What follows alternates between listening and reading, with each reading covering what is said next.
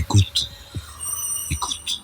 Bonjour, je reçois aujourd'hui Serge Mikhailov, qui est chercheur associé à l'IRIS et qui a été aussi directeur des opérations à l'Agence française de développement ainsi qu'à la Banque mondiale. Serge Mikhailov, vous êtes économiste, spécialiste des questions de développement de l'Afrique, pas seulement, mais également de l'Afrique.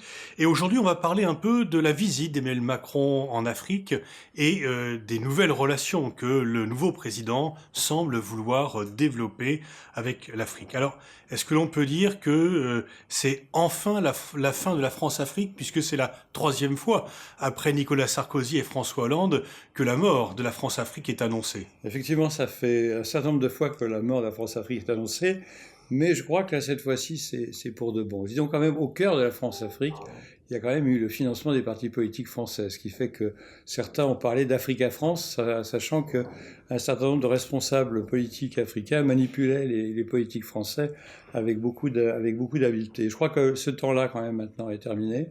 Le discours de Ouagadougou est quand même à saluer.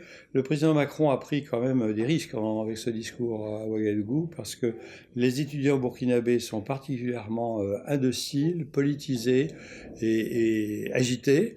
Et se lancer à faire un discours un peu fondateur dans un amphi à Ouagadougou, c'était quand même osé. Ceci dit, je crois qu'il a réussi son pari.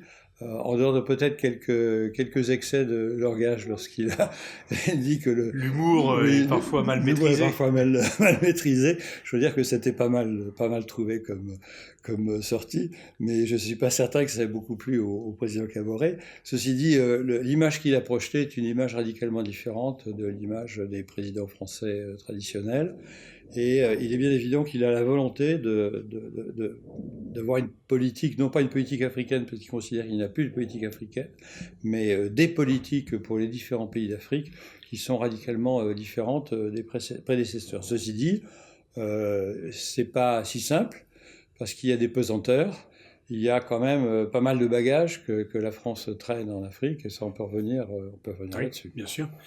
Et donc Nicolas Sarkozy avait plutôt mal démarré son quinquennat en ayant cette phrase célèbre et malheureuse de l'homme africain qui n'était pas rentré dans l'histoire. François Hollande, lui, il avait plutôt bien commencé avec l'opération au Mali. Que reste-t-il de l'héritage de ces deux présidents dans les relations entre la France et l'Afrique? Ouais, moi, ce qui me frappe, j'étais récemment à la conférence à Bruxelles du Parlement européen avec les parlements africains. Et ce qui m'a quand même frappé, c'est la violence des attaques de nombreux parlementaires africains vis-à-vis de l'intervention française en Libye, considérant que cette intervention avait contribué à semer le désordre au Sahel et que le fait que la France se soit lavé les mains de toute cette affaire-là était absolument désastreux. Et en gros, le message était, bah, écoutez, il s'agit de nous aider à régler ce Au problème. forum de Dakar, il y a quelques années, le président Idriss Déby avait reproché cela à la France en disant vous l'avez cassé et maintenant à vous de réparer. Ah, je pense que c'est quand même une opinion assez généralement partagée au niveau des Surtout dirigeants qu'il y avait africains. une médiation africaine qui se mettait en place et les pays africains ont eu un peu l'impression d'être dépossédés de quelque chose et qu'il y a eu une précipitation ayant conduit à une catastrophe. Ah, tout à fait. Et en fait, il y a beaucoup de questions qui se posent là-dessus. Je crois qu'il y a un livre récent qui est sorti sur cette question. Je ne sais pas s'il s'agit d'un livre sérieux, mais effectivement, on s'est quand même beaucoup interrogé sur l'ampleur de cette opération et sur le fait, enfin, parmi les reproches qu'on nous fait actuellement, et qui sont des reproches vraiment très virulents, il y a le fait de ne pas avoir sécurisé ou détruit les armements libyens qui étaient éparpillés un petit peu dans le pays, et le fait que les armureries n'ont pas été sécurisées était quand même une cause d'instabilité actuellement au Sahel. Alors si l'intervention en Libye est quand même jugée aujourd'hui très majoritairement comme ayant conduit à des effets extrêmement négatifs, non seulement sur le terrain même, mais également dans les relations avec la Russie, également par rapport au concept de responsabilité protégée qui a été mal en point du fait de cette intervention, celle au Mali était au départ mieux accueillie, mais vous avez des réserves par rapport à ce que devient l'intervention française au Mali.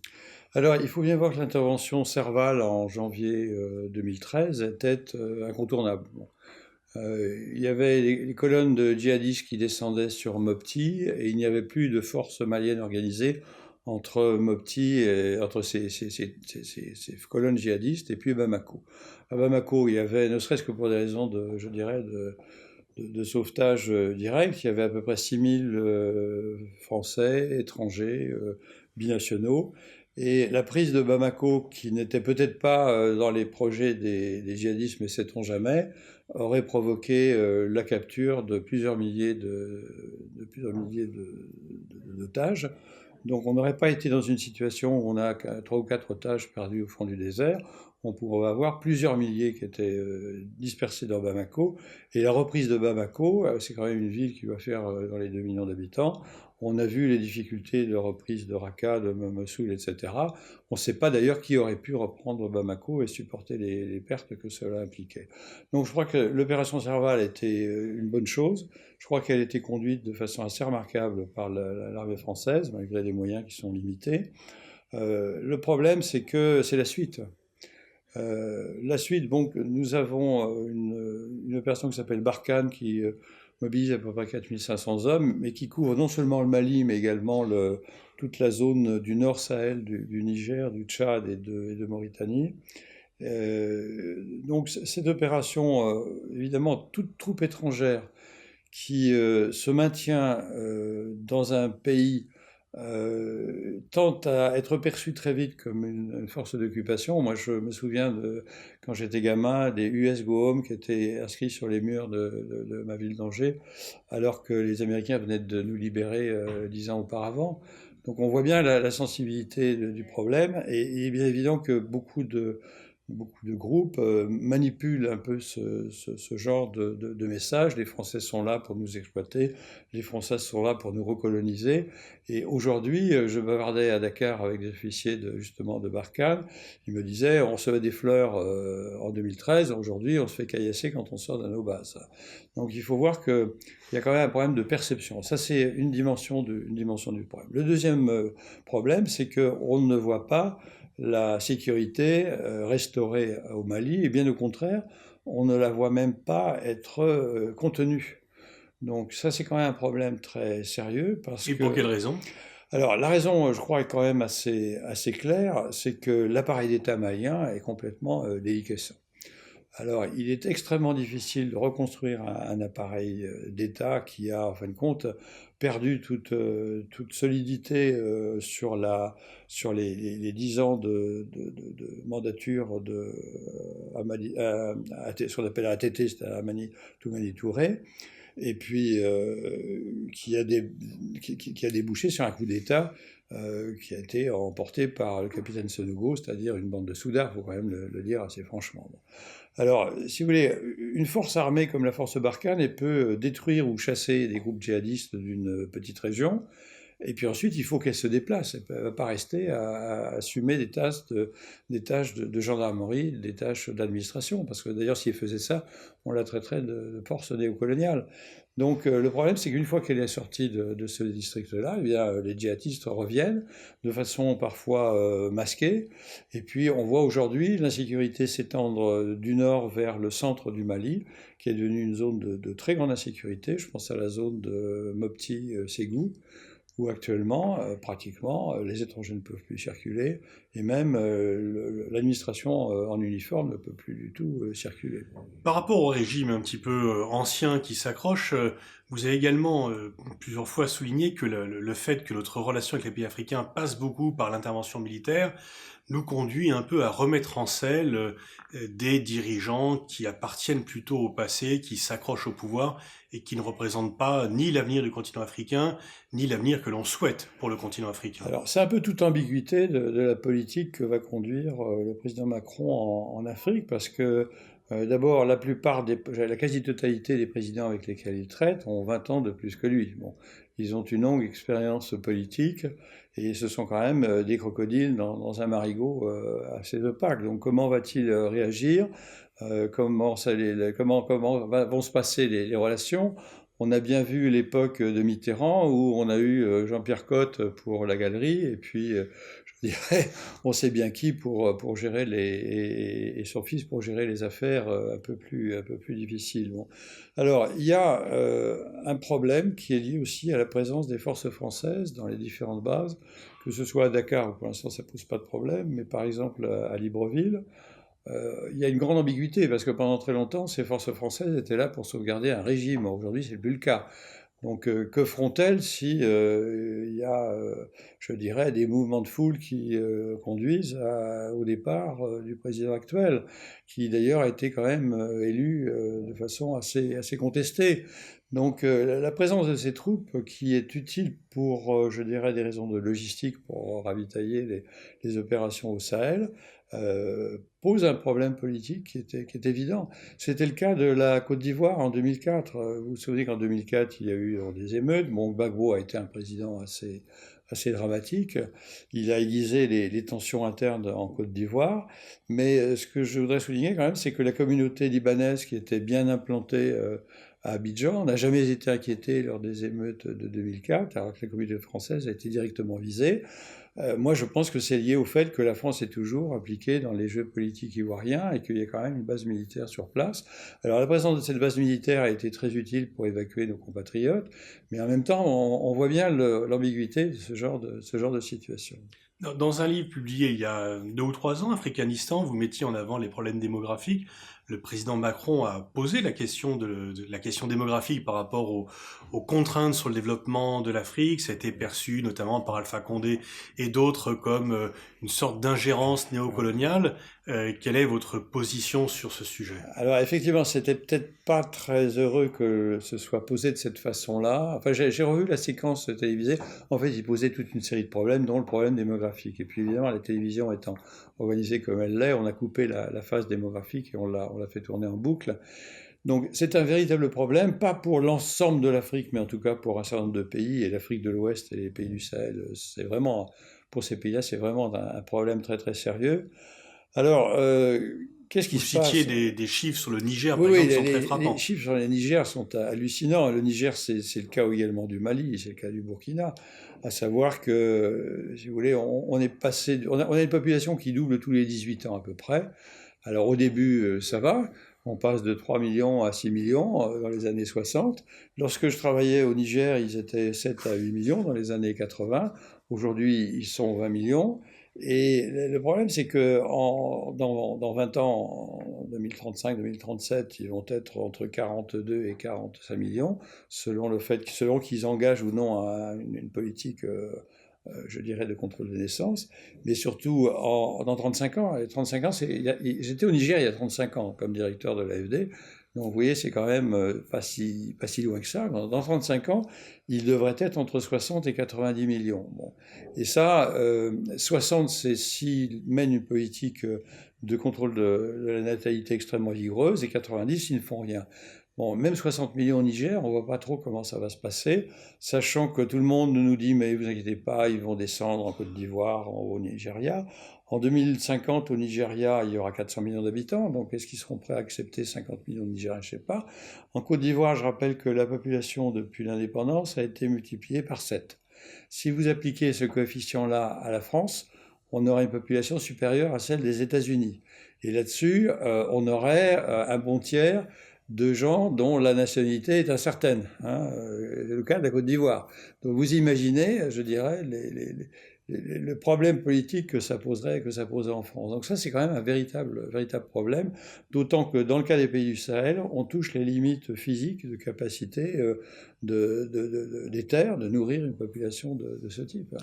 Togo, Gabon, Congo, Tchad, il y a des dirigeants qui sont au pouvoir au Cameroun, il y a des dirigeants dans l'Afrique francophone qui sont au pouvoir depuis très longtemps, qui s'y accrochent par des moyens quand même plus ou moins douteux, et donc c'est quand même tout à fait contraire à l'image d'une nouvelle relation que la France pourrait avoir avec l'Afrique. Comment expliquer que c'est en Afrique francophone que ces dirigeants s'accrochent au pouvoir et parviennent à y résister? Alors, effectivement, on a une différence. D'abord, le cas ne couvre pas toute l'Afrique francophone. On voit qu'au Sénégal, c'est un peu comme au Ghana. On a des alternances qui sont vraies. C'est un peu l'exception quand même. C'est un peu l'exception, effectivement.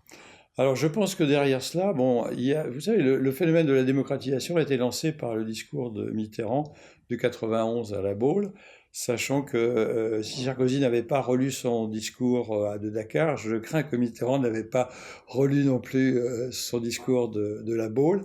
On sait qui a écrit son discours de La Baule, c'est un homme tout à fait estimable, qui est Éric Orsena, mais je crois que Mitterrand lui-même, en le lisant, a commencé à avoir des états d'âme.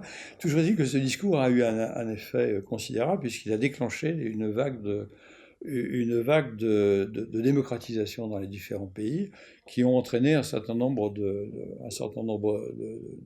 caciques à disparaître de la scène politique. Mais il faut voir que d'autres se sont bien récupérés et ont su manipuler les jeux électoraux pour rester au pouvoir, sachant que pour eux, le pouvoir politique implique le contrôle d'un certain nombre de rentes financières, et que ce contrôle des rentes leur permet de se maintenir au pouvoir en achetant des voix, en truquant les élections, et dans certains cas, en apparaissant comme le seul recours, c'est le cas aujourd'hui du Cameroun, où on ne voit pas d'alternance possible. Sachant que beaucoup de ces chefs d'État aussi ont su se débarrasser de tout rival. Moi, je suis frappé de voir un certain nombre de responsables camerounais que j'ai connus au cours des années, des gens tout à fait remarquables, tout à fait brillants, eh bien, être cassés du jour au lendemain par des accusations de corruption, alors qu'ils font sourire quand on connaît la réputation globale du pays et du régime. Pourquoi ceux-là et pourquoi pas d'autres? Donc on voit bien qu'il y a eu une volonté de se débarrasser de rivaux possibles. Et aujourd'hui, bon, le président Biya, il est tout seul sur la scène avec un âge très, très, très avancé. Donc, pour le président Macron, c'est un problème parce que, évidemment, il va s'adresser aux jeunes entrepreneurs, aux startups, aux étudiants, etc. Mais ça ne fait pas non plus une politique. On a des intérêts dans ces pays. Intérêts qui sont plutôt en rétraction. Les parts de marché de la France en Afrique diminuent, ont fortement diminué au cours des 15 dernières années. Oui, alors ça diminue en pourcentage parce que la Chine en particulier est arrivée comme un partenaire majeur, mais en volume même, ça reste, et en termes de masse de profit qui apparaissent au niveau des entreprises françaises, ça reste quand même un partenaire très important. Donc, alors, sachant que les intérêts des entreprises françaises ne sont pas seulement dans l'Afrique francophone, ils sont également beaucoup dans les pays pétroliers, je pense au Nigeria, à l'Angola, et même à des pays à forte croissance comme le Kenya. Donc il y a des intérêts français qui sont importants, qui sont influents, et évidemment le président Macron ne peut pas passer tout ça par pertes et profits, de même que les diasporas françaises qui existent dans ces pays, pour mener une politique qui ne serait axée que sur les étudiants, la jeunesse, etc., le futur. Donc il traîne des bagages. Vous parlez des étudiants, de la jeunesse, des start-upers. On le voit moins souvent quand on est en France, mais il y a toute une société civile qui se développe. On l'a vu au Burkina où justement ils ont empêché Blaise Compaoré de se maintenir au pouvoir. Pouvez-vous nous décrire un peu ce que vous voyez, vous, de ces sociétés civiles africaines et de ces nouvelles générations? Alors moi, ce qui me frappe quand même beaucoup, c'est le dynamisme des petites entreprises africaines, soit du secteur informel, soit d'un secteur formel qui se structure et qui se développe assez rapidement. Beaucoup dans le secteur informel parce que, je dirais, le fait de se formaliser vous soumet je dirais, à des taxations, à des tracasseries administratives sans nom. Et je vois beaucoup d'entreprises extrêmement dynamiques et finalement d'une taille relativement significative dans le secteur informel, dans des domaines tout à fait originaux. Ça peut être le commerce, le e-commerce, ça peut être des services à la personne. Et je suis toujours en relation avec Jean-Michel Severino qui est sorti il y a quelque temps un livre sur l'Afrique entreprenante. Moi, je suis quand même surpris de voir ce dynamisme. J'étais au colloque Aspen il y a une semaine à Annecy, et nous avons eu dans les participants, nous avons eu quelques jeunes femmes, chefs d'entreprise africaines, qui nous ont littéralement bluffés, en nous expliquant comment de rien, elles avaient monté des entreprises qui employaient 100 ou 150 personnes, qui travaillaient sur 3 pays différents, avec des taux de croissance à 2 chiffres qui sont vraiment stupéfiants. Donc il Il y a Mais est-ce une que ce sont des Afrique, exemples isolés ou il y a vraiment un mouvement global? moi, je crois qu'il y a un mouvement. Alors, évidemment, les créations d'emplois liées à ce type d'activité sont encore marginales par rapport aux enjeux et aux problèmes en Afrique. C'est ça la grande difficulté. Mais je dirais ça bouge. Alors, est-ce que ça va véritablement régler les problèmes de l'Afrique, les problèmes du Sahel? Je ne pense pas. Mais on voit bien qu'il y a toute une société civile sous cette carapace en difficulté qui bouge. Et comme vous le disiez, bon, Compaoré n'a pas a été dégagé par les sociétés civiles, encore que cette société civile a été un peu manipulée par les ennemis de Compaoré. Et on voit bien également qu'au Mali, le président qui voulait faire passer une réforme constitutionnelle qui lui aurait permis de se maintenir ad vitam aeternam, mais aussi d'envisager une réforme du système d'organisation territoriale, a été empêchée par des manifestations publiques. Est-ce qu'on peut dire aujourd'hui que René Dumont, lorsqu'il écrivait en 62 l'Afrique est mal partie, a été démenti par les faits? Ou est-ce qu'il y a toujours des lourds obstacles par rapport au développement de l'Afrique? Moi, je crois que ce qu'il faut bien voir, c'est qu'il n'y a pas une Afrique, il y a des Afriques. Alors, combien y en a-t-il? Est-ce qu'il y en a une demi-douzaine ou une bonne douzaine? Je ne saurais trop le dire. Il y a une Afrique en difficulté, c'est l'Afrique du Sahel aujourd'hui. C'est l'Afrique de la Corne de l'Afrique, c'est toute la Somalie et les pays voisins. Ça, c'est une Afrique qui a de grandes difficultés pour des raisons démographiques, des raisons de ressources, des raisons d'enclavement. Et donc, on peut faire une liste. Et c'est une Afrique qui est je dirais, qui entre en crise, qui peut, je dirais, déborder sur les pays voisins. Donc, on va voir un peu comment les choses évoluent. Tout n'est pas joué dans ce domaine. Mais bon, ensuite, on a une Afrique de la côte, une Afrique qui a un potentiel d'émergence. Je pense à la Côte d'Ivoire, je pense au Cameroun, je pense au Sénégal, même à la limite, je pense au Kenya. Cette Afrique a un potentiel considérable. Elle a connu des taux de croissance hallucinants, pour la France en tout cas, parce qu'on est à des taux de croissance de 8-9%. Ceci dit, cette croissance est très liée à la demande chinoise en matières premières. Cette demande s'est ralentie, les prix se sont cassés la figure. Donc on voit bien que les taux de croissance ont fortement baissé. Toute l'Afrique pétrolière a des taux de croissance qui ont été de l'ordre de 1% ou négatifs sur 2016. Sur 2017, ça va tourner autour de 1 ou 2%. Et par contre, on voit une croissance se maintenir dans les pays non pétroliers et dans lesquels l'exportation de matières premières est quand même relativement moins importante. Ceci dit, on ne voit pas encore une véritable émergence, c'est-à-dire le développement d'une industrie intégrée avec l'industrie chinoise, l'industrie européenne, etc. Les seules zones où l'on commence à voir cela, c'est le Maroc, bon, c'est pas tout à fait l'Afrique subsaharienne, et puis l'Éthiopie, de façon très surprenante, où la Chine, la Turquie, les pays du Golfe ont investi lourdement dans une industrie qui correspond en fin de compte à une délocalisation de certaines filières textiles et cuir de Chine vers l'Éthiopie. Ce qui est tout à fait intéressant, mais assez exceptionnel car lié aux très bas salaires éthiopiens et puis aux coûts d'énergie qui sont également très Et en fait, l'Afrique est de plus en plus courtisée par le monde extérieur. L'Afrique est courtisée pour ses matières premières et l'Éthiopie est courtisée pour sa main-d'œuvre très bon marché. C'est tout à fait exceptionnel. Donc moi, je ne pense pas qu'on puisse dire que l'Afrique est elle était mal partie à l'époque de René Dumont. Elle s'est reprise. Et puis, il y a des Afriques qui sont en voie de décollage. Et puis, il y a d'autres Afriques qui sont en grande difficulté. Merci Serge Mikhalov pour ce tour d'horizon de la situation en Afrique et des conséquences que cela peut avoir pour la politique française.